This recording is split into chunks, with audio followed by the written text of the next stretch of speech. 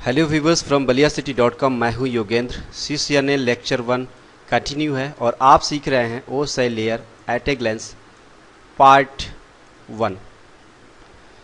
जी हाँ दोस्तों, ये लेक्चर इतना लंबा है कि इसको पार्ट 1 में कवर कर पाना काफ़ी मुश्किल होगा।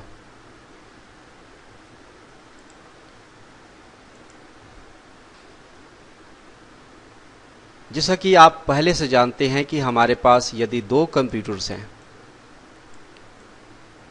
और एक को हमने माना क्लाइंट और दूसरे को हमने माना सर्वर, इनके बीच में हमें कनेक्शन करना होगा।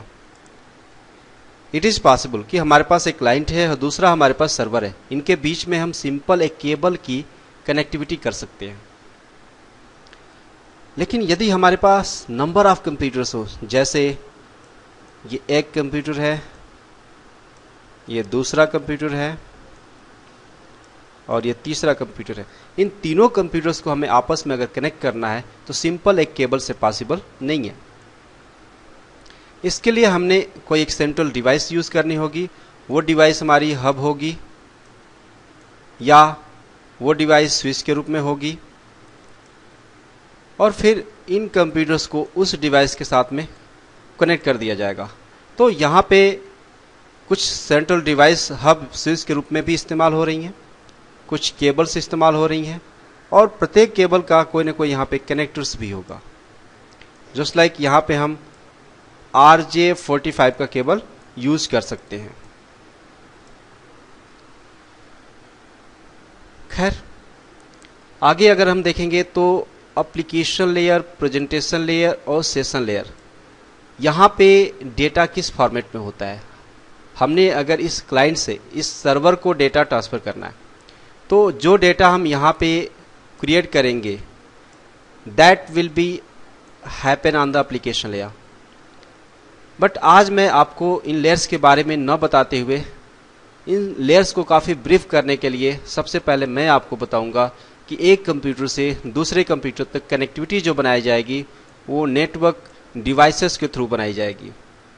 ये नेटवर्क डिवाइसेस कौन कौन सी होंगी, किस लेयर पे ऑपरेट होंगी, डेटा यदि इनके पास में आएगा तो फिर क्या करेंगी, ये इत्यादि ढेर सारी चीजें हैं जो इसमें हम डिस्कस करेंगे। तो just come back on the network device topic. Network device के रूप में repeater, hub, switch, bridge and वैप। वैप को हम वायरलेस एक्सेस पॉइंट कहते हैं। राउटर एंड स्विचेस, चूंकि यहाँ पे लेयर 3 हमने इसलिए इस्तेमाल किया है कि यहाँ पे ऑलरेडी एक स्विच है, तो अगर हम यहाँ पे स्विच दिखाते हैं तो मे बी इससे एक कंफ्यूजन हो सकता है। तो ये डिवाइसेस नेटवर्क डिवाइसेस होती हैं जिनको हम दो कंप्यूटर्स के बीच में, जिनके माध्यम से, या दो से अधिक कंप्यूटर्स के बीच में जिनके माध्यम से हम कनेक्टिविटी देते हैं। ये हमारा सेंट्रल डिवाइस होगा और ये सारे कंप्यूटर्स उस सेंट्रल डिवाइस से कनेक्ट हो जाएंगी और वो डिवाइस इनमें से कोई भी डिवाइस हो सकती है। ये नेटवर्क डिवाइसेस हैं। तो ये नेटवर्क डिवाइसेस क्या कनेक्ट करती हैं? जनरली आपने पढ़ा हुआ है कि जो नेटवर्क होता है वो दो प्रकार का होता है, एक लैन और दूसरा वैन। तो ये जो फर्स्ट लेवल पर हमने डिवाइसेस रखा है, हब और रिपीटर, ये लैन को कनेक्ट करते हैं। सेकेंड लेवल पे हमने जो डिवाइसेस रखा है, स्विच, ब्रिज और वैप, ये भी लैन को कनेक्ट करते हैं।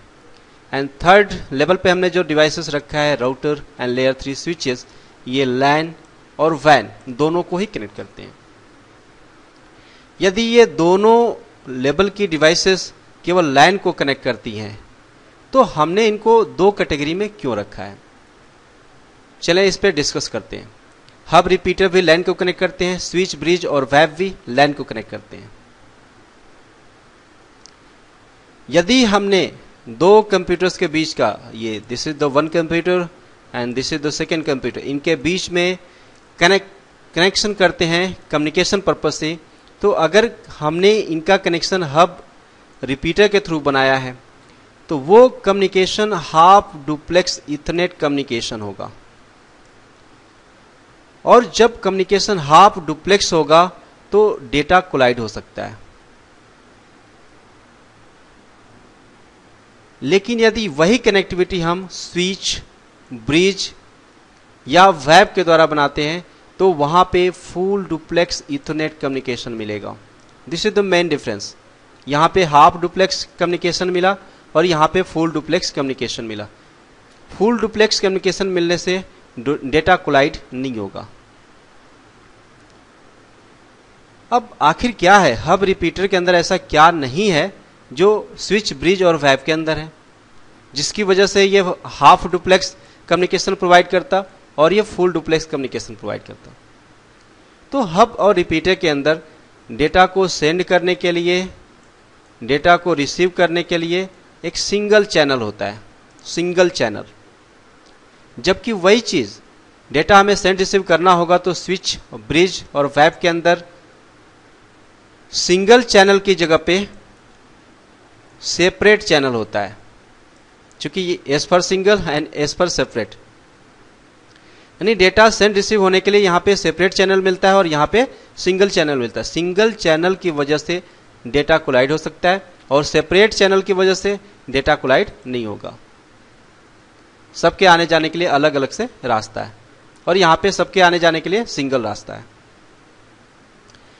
जब राउटर और लेयर 3 स्विचेस की बात करेंगे तो कम्युनिकेशन तो यहां भी फुल डुप्लेक्स पे मिलेगा, डेटा यहां भी कोलाइड नहीं होगा, बट इस पार्ट को हम आगे बचा के रखते हैं।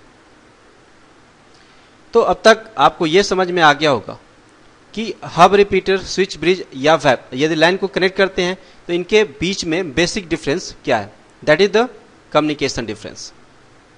एक में डेटा, यहां पे डेटा कोलाइड होगा और यहां पे डेटा कोलाइड नहीं होगा due to the half duplex communication and full duplex communication. साथ ही साथ यह भी देखें कि ये डिवाइसेस किस डोमेन से बिलोंग करती हैं। यदि आपके पास हब, रिपीटर का नेटवर्क है तो कोलिजन डोमेन भी सिंगल होगा और ब्रॉडकास्ट डोमेन भी सिंगल होगा।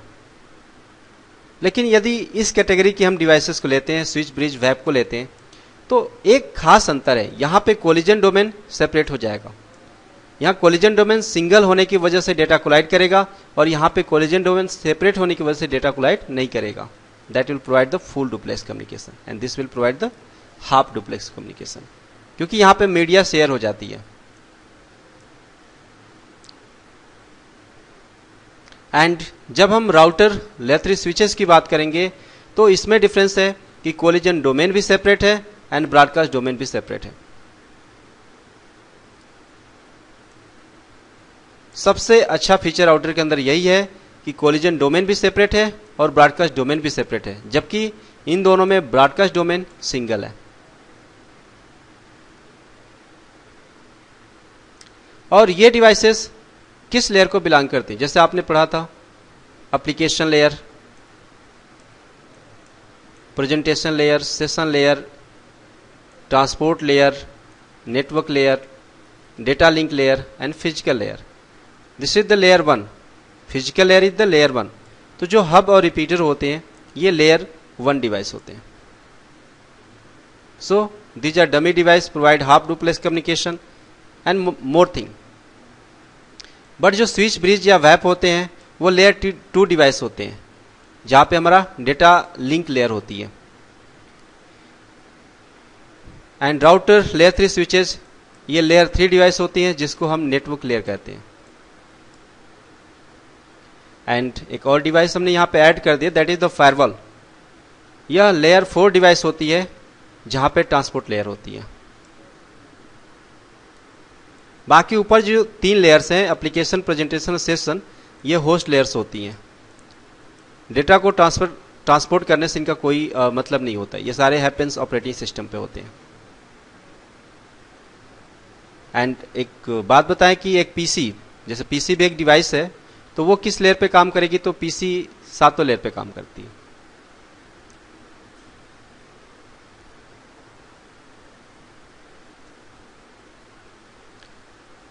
वेरी इंपॉर्टेंट, जो लेयर 1 डिवाइसेस हैं, अगर इनको ट्रैफिक मिलता है तो ये कैसे फिल्टर करेंगे। तो लेयर 1 डिवाइसेस के पास में कौन फिल्टर ट्रैफिक, ये ट्रैफिक को फिल्टर नहीं कर सकते। सो हब, रिपीटर डमी डिवाइस होते हैं, ये ट्रैफिक को फिल्टर नहीं करते हैं, ये केवल सिग्नल को समझते हैं। जबकि स्विच, ब्रिज एंड वेब, इनके पास यदि ट्रैफिक आता है तो ये मैक एड्रेस के थ्रू उस ट्रैफिक को फिल्टर करते हैं। ये रीड करेंगे सोर्स मैक क्या है और ये रीड करेंगे कि डेस्टिनेशन मैक क्या है। उसके बिहाफ पे ये डेटा को सेंड और रिसीव करेंगे। Source MAC, this is the destination MAC, यानी इनके अंदर मैक टेबल क्रिएट होती है। ये मैक एड्रेस को हम फिजिकल एड्रेस भी कहते हैं। MAC address equal to physical address, यानी स्विच, ब्रिज ये फिजिकल एड्रेसिंग प्रोवाइड करते हैं। अगर लेयर 3 डिवाइस की बात करेंगे, that is the router, layer 3 switches, इनके पास यदि ट्रैफिक आएगा तो उस ट्रैफिक को ये आईपी एड्रेस के थ्रू फिल्टर करेंगे। इस आईपी एड्रेस को लॉजिकल एड्रेसिंग भी कहते हैं। Means IP address equal to logical address. और यदि फायरवॉल डिवाइस के पास, ये फायरवॉल चूंकि सॉफ्टवेयर में भी होता है, हार्डवेयर में भी होता है, ये हार्डवेयर की हम बात कर रहे हैं। फायरवॉल के पास यदि ट्रैफिक आता है तो वो उसको पोर्ट एड्रेस के जरिए फिल्टर करता है। एक बार और देखें, layer 1, layer 2 device, layer 3 device and layer 4 device, ये सब मीडिया लेयर्स होती हैं। तो फायरवॉल के पास में यदि ट्रैफिक आया है तो वो उसे पोर्ट एड्रेस के जरिए या पोर्ट नंबर के जरिए फिल्टर करेगा। तो यहां पे हम बात कर रहे थे नेटवर्क डिवाइसेस का ट्रैफिक फिल्ट्रेशन।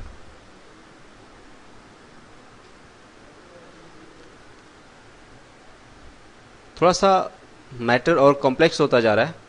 हमने वहां पे लैन की बात करी थी और वैन की बात करी थी, तो लेयर के रिकॉर्ड में हम लैन और वैन की पोजीशन भी देखेंगे। जैसे यहाँ पे 3 लैन इंप्लीमेंटेशन, एक लैन हमारा इथरनेट, दूसरा लैन टोकरिंग एंड तीसरा लैन FDDI, ये लैन के 3 इंप्लीमेंटेशन हैं।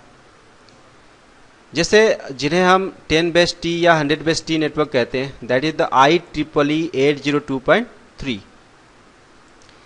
एक्चुअल में इसी को इथरनेट बोला जाता है। यहां पे हम अपने नेटवर्क को सजाते हैं और कम्युनिकेशन करते हैं। दूसरा हमारा अगर टोकन रिंग के थ्रू है तो उसको IEEE 802.5 के नाम से जानते हैं। This is the token ring and this is the FDDI। इस पे हम ज़्यादा फोकस या डिस्कस अभी नहीं करेंगे, पार्ट 2 में हमारा इस पे डिस्कशन चलेगा। फिलहाल हम ये मान के चलते हैं कि लैन के 3 इंप्लीमेंटेशन है, that is the Ethernet, टोकरिंग and FDDI। थोड़ा हम वैन की बात कर लें। Van physical layer standards and protocols. It's good. Van physical layer standards and protocols, लैन और वैन। लैन को हमने छोड़ दिया, वैन की बात कर रहे हैं। बट फिजिकल लेयर जो हमारी लेयर 1 होती है, टोटल डिस्कशन हमारा यहाँ पे लेयर 1 पे चलेगा कि ये वैन का फिजिकल लेयर पे क्या स्टैंडर्ड होता है। तो इट डिस्क्राइब इंटरफेस, या इंटरफेस को डिस्क्राइब करता है बिटवीन DT एंड DC। थोड़ा सा देखिए यहाँ पे, ये हमारा DC डिवाइस है और ये हमारा DT डिवाइस है। DC डिवाइस सर्विस प्रोवाइडर होती है from the telecom, but DT device ये अटैच्ड डिवाइस होती है, अटैच्ड डिवाइस। तो इन दोनों के बीच में जो इंटरफेस होता है, दैट इंटरफेस में भी आपने EIA-TIA 232 का नाम सुना है, या V.35 केबल का नाम सुना होगा, या X.21 का नाम सुना होगा, या सिस्को जो एक इंटरफेस प्रोवाइड करता है HSSI। अगर नहीं सुना होगा तो मैं यहाँ पे डीपली आपसे डिस्कस करूंगा वैन physical layer standards and protocols पे। तो एक्चुअल में यहाँ पे हमें एक इंटरफेस चाहिए और यहाँ पे एक इंटरफेस चाहिए, ताकि इन दोनों DTE और DC के बीच में हम कनेक्शन कर सकें। पहले यहाँ पे कनेक्शन होगा, उसके बाद कम्युनिकेशन होगा। तो ये इन यहाँ पे और यहाँ पे के बीच का जो इंटरफेस है वो फिजिकल लेयर डिस्क्राइब करता है। अब तक हमें ये समझ में आ गया है कि वैन physical layer standards and protocols क्या डिस्क्राइब करते हैं। तो वो DT DC के बीच में इंटरफेस को डिस्क्राइब करते हैं। एंड दोज इंटरफेस में बी EIA TIA 232 में भी इसका पूरा नाम हो सकता है electronic industry association and telecommunication industry association. इसने एक स्टैंडर्ड बनाया, नाम दिया 232। इसको RS 232 के नाम से भी जानते हैं, जो हमें 64 kbps की स्पीड देता है और सपोर्ट अनबैलेंस्ड सर्किट या अनबैलेंस्ड सर्किट अर्थात अनबैलेंस्ड ट्रांसमिशन को सपोर्ट करता है। And closely resemble to V.25 specification. ये V.24 V.24 क्या है? This is the V.24। यह एक ITUT स्टैंडर्ड होता है जो RS 232 के समान होता है, 64 kbps की स्पीड प्रोवाइड करता है। यानी EIA TIA ने एक स्टैंडर्ड बनाया और ITUT ने भी एक स्टैंडर्ड बनाया V.24 करके, दोनों सेम है। EIA TIA ने एक और स्टैंडर्ड बनाया, दैट इज द 449।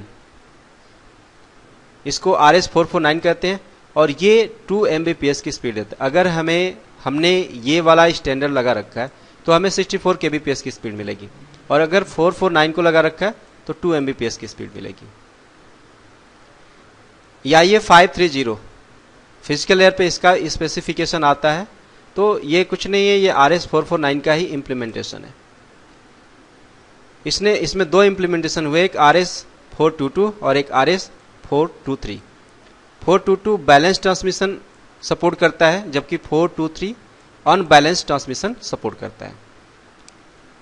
V.24 को हमने देखा, V.35 या V.35, यह भी में जितने भी स्टैंडर्ड होंगे सब ITUT स्टैंडर्ड होंगे, जिसको ITUT ने बनाया।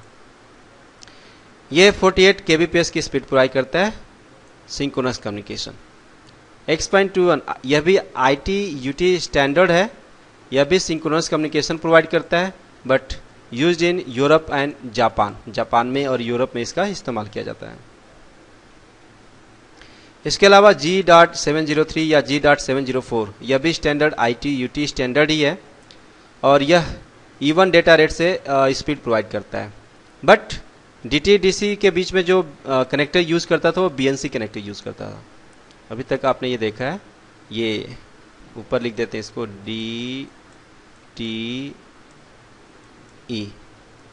और ये है हमारा DCE। This is the service provider and this is the attach device. ये हमारे लैन साइड में होती है और ये वैन साइड के लिए होती है। तो इन दोनों के बीच में BNC कनेक्टर के थ्रू इवन डेटा रेट पे स्पीड प्रोवाइड करता था। G.703 या G.704। आगे T1 T3 E1 E3 का भी नाम आया है। तो T1 या T3 यह USA की टेक्नोलॉजी है, USA में यूज करी जाती है, जबकि हमारे इंडिया में E1 टेक्नोलॉजी या E3 टेक्नोलॉजी को यूज किया जाता है। जनरली हम T3 को और E3 को छोड़ दें क्योंकि ये काफ़ी कॉस्टली इम्प्लीमेंटेशन है, इसलिए T1 जो 1.5444 Mbps की स्पीड प्रोवाइड करता है फॉर USA, एंड E1 जो हमारे इंडिया, पाकिस्तान इत्यादि में इस्तेमाल होता है, जो 2 Mbps की स्पीड प्रोवाइड करता है, जबकि E3 का स्पीड 45 Mbps है एंड T3 का स्पीड लमसम 45 Mbps के अप्रॉक्स है। इसके अलावा XDSL का स्टैंडर्ड हो सकता है या सोनेट या ISDN के स्टैंडर्ड हो सकता है। तो ये कुछ नहीं है, हमने जिस तरह की स्पीड चाहिए, हमारे यहाँ जिस तरह की सर्विस मिलती है, उस तरह का हम स्टैंडर्ड यूज करेंगे।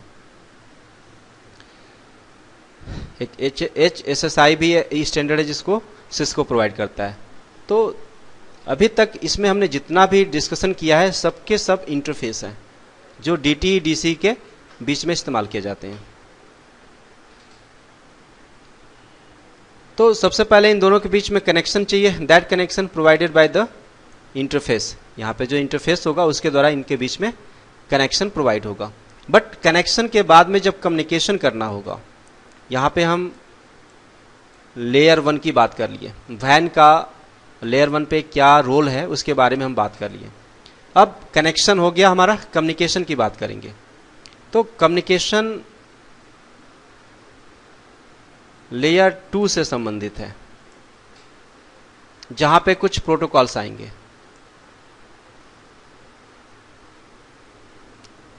Van data link layer standards and protocols.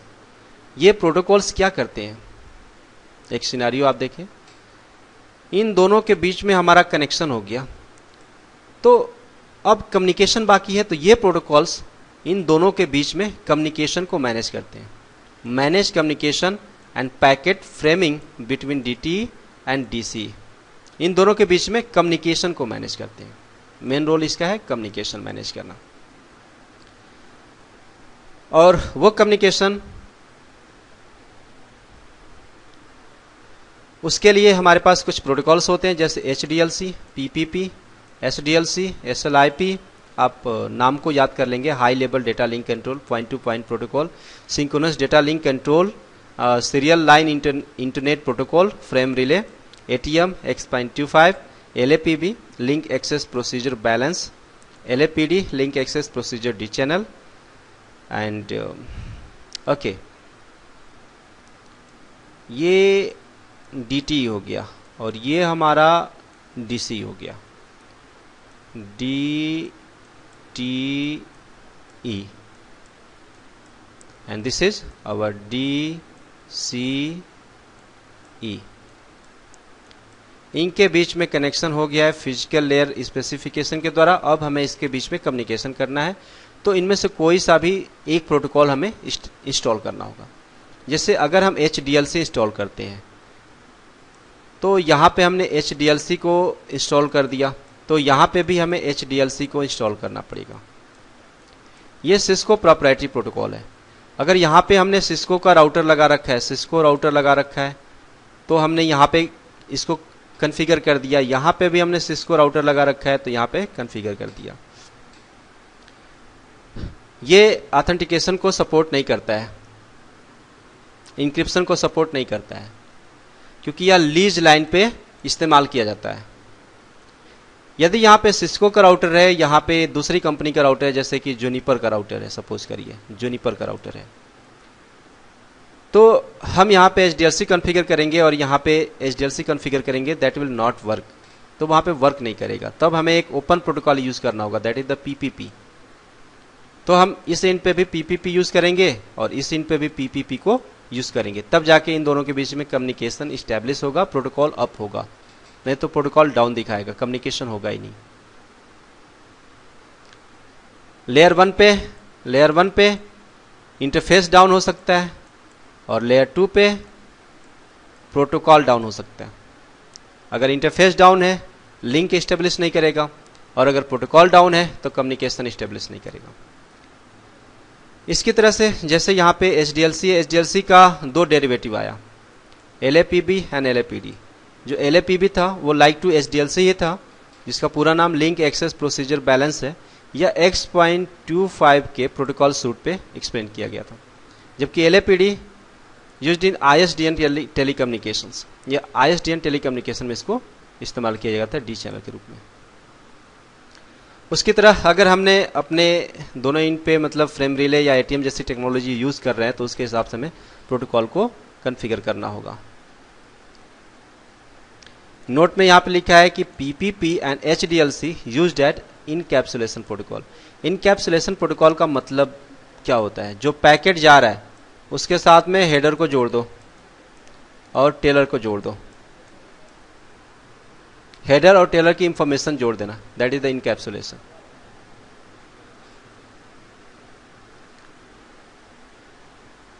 Van data link layer standard and protocols use to adding header and trailer with the packet. Good. तो आफ्टर द कनेक्शन कम्युनिकेशन के लिए प्रोटोकॉल चाहिए, और ये वो protocols हैं जिनके थ्रू डेटा लिंक लेयर के वो प्रोटोकॉल हैं, लेयर 2 के वो प्रोटोकॉल हैं जिनके थ्रू कम्युनिकेशन हैपन होता है। मीन्स ये कम्युनिकेशन को मैनेज करते हैं, पैकेट की फ्रेमिंग करते हैं बिटवीन DT एंड DC।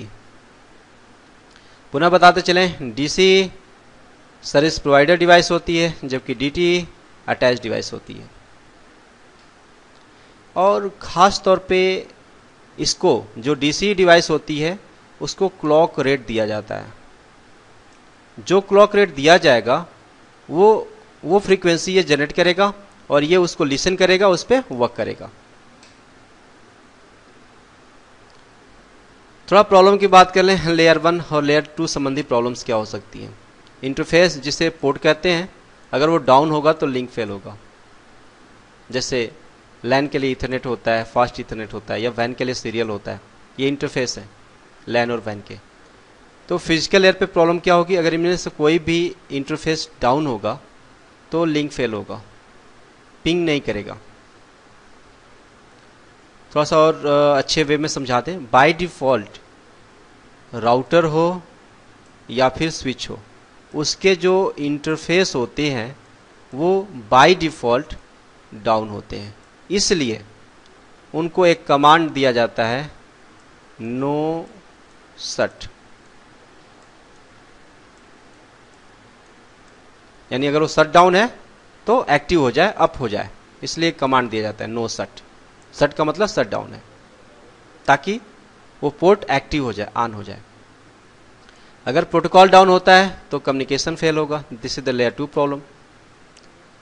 हमने इनकैप्सुलेशन HDLC दिया है, दूसरे साइड में इनकैप्सुलेशन PPP दिया है, तो कम्युनिकेशन फेल हो जाएगा। दोनों इन पे HDLC कॉन्फ़िगर होना चाहिए या फिर दोनों इन पे PPP कॉन्फ़िगर होना चाहिए। PPP ओपन है और HDLC सिस्को प्रॉप्राइटरी है। और क्लॉक रेट DC डिवाइस को देते हैं। Clock rate only gives to DC device only that generate frequency, ये फ्रीक्वेंसी को जनरेट करता है, जिसको DTE लिसन करता है, वो करता है। एंड अब हम लेयर 3 पे पहुंचे हैं। लेयर 3 पे नेटवर्क लेयर होती है, उसके भी कुछ स्टैंडर्ड्स और प्रोटोकॉल्स होंगे। यहाँ पे IP वर्जन 4, IP वर्जन 6 जैसे नाम आते हैं, यानी लॉजिकल एड्रेसिंग का काम ही करता है। ICMP वर्जन 4, ICMP वर्जन 6 ये IP के अकॉर्डेंस में चलता है। ICMP क्या है? That is the internet control message protocol. हम लोगों ने कभी पिंग किया होगा, जस्ट PING, कोई पर्टिकुलर एड्रेस होगा जिसपे हमने पिंग किया होगा 192.168.1.1। सपोज करिए हमने इस एड्रेस पे पिंग किया, तो हमें कुछ मैसेज मिलते हैं, जैसे डेस्टिनेशन अनरीचेबल, या रिप्लाई के रूप में कुछ मैसेज मिलता है। तो ये जो डेस्टिनेशन अनरीचेबल जैसा एरर मैसेज होता है वो ICMP के थ्रू होता है, और ये ICMP नेटवर्क लेयर यानी राउटर पे इंप्लीमेंट होकर वर्क करती है। सेकेंड है IGMP, internet group management protocol. अगर हमें एक पर्टिकुलर ग्रुप को मल्टीकास्टिंग करनी है तो वहां पे IGMP as a protocol use किया जाता है, जिसकी पोजीशन लेयर 3 है। जिस तरह का वर्क करना है उस तरह के प्रोटोकॉल्स होते हैं। IPsec means internet protocol security. जब IP पैकेट जा रहा होगा, कोई भी पैकेट IP पैकेट जा रहा होगा, तो उसको ऑथेंटिकेशन और इंक्रिप्शन प्रोवाइड करने का काम ये करता है। प्रत्येक IP पैकेट्स को ऑथेंटिकेट करता है और इंक्रिप्ट करता है। सिक्योरिटी पर्पस से यह बहुत जरूरी भी है। अगला है IPX, इसको इंटरनेट पैकेट एक्सचेंज कहते हैं, जो कि IPS SPS प्रोटोकॉल स्टैक के अंदर पाया जाता है। इसकी भी पोजीशन नेटवर्क लेयर पे होती है। एप्पल टॉक, यह एप्पल इंक कॉर्पोरेशन द्वारा डेवलप किया गया था, और special for the Mac computers. यह भी नेटवर्क लेयर पे पाया जाता है। ARP address resolution protocol, part of the network layer. After that जितने भी राउटिंग प्रोटोकॉल्स होते हैं, राउटिंग प्रोटोकॉल्स जैसे RIP, IGRP, EIGRP, OSPF, BGP, ISIS, ये सब के सब की लोकेशन नेटवर्क लेयर पे होती है।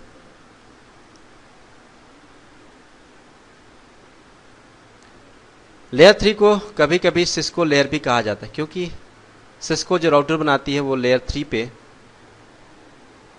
काम करती है। एक बार पुनः अपनी इन सातों लेयर्स पे नजर डालें।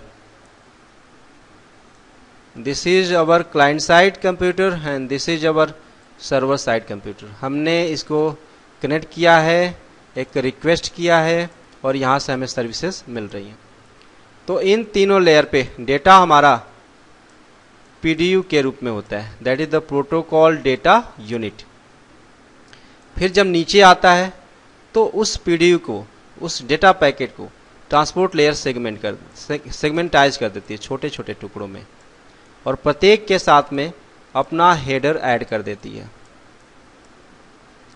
जब यह सेगमेंट नेटवर्क लेयर पे पहुंचता है तो नेटवर्क लेयर अपना हेडर ऐड करके उसको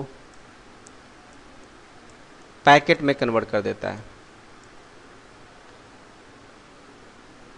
एक बहुत पहले हमने बात की थी, ट्रांसपोर्ट लेयर पे लेयर 4 है, लेयर 4 पे पोर्ट एड्रेसिंग होती है, यानी पैकेट के साथ में पोर्ट, सोर्स का पोर्ट और डेस्टिनेशन का पोर्ट ऐड हो जाएगा, that will be the segment, वही उसका हेडर होगा।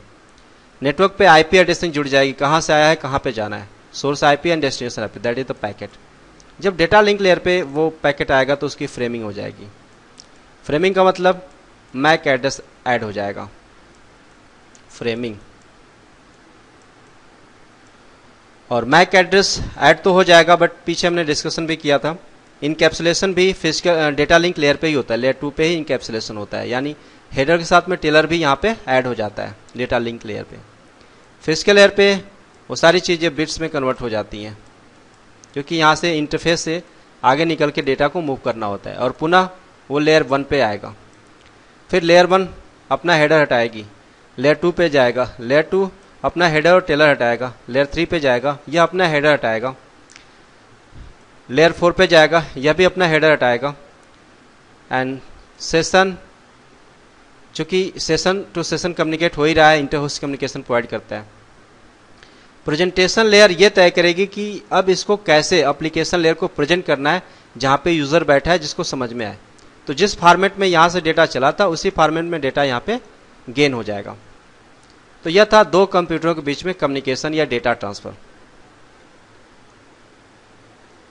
सिंपल वे में हमने ओएसआई लेयर को समझाने की कोशिश की, जबकि ये पार्ट 1 था। नेक्स्ट वीडियो में हम पार्ट 2 में ओएसआई लेयर एट ए ग्लेंस के पार्ट 2 में मीट करेंगे। सेशन लेक्चर 1 अभी हमारा कंटिन्यू रहेगा। आप हमारे चैनल को सब्सक्राइब कर सकते हैं, ताकि जो भी वीडियो हम अपलोड करेंगे वो सबसे पहले आपको मीट करेगा। अब हमें इजाज़त दीजिए। Thank you so much.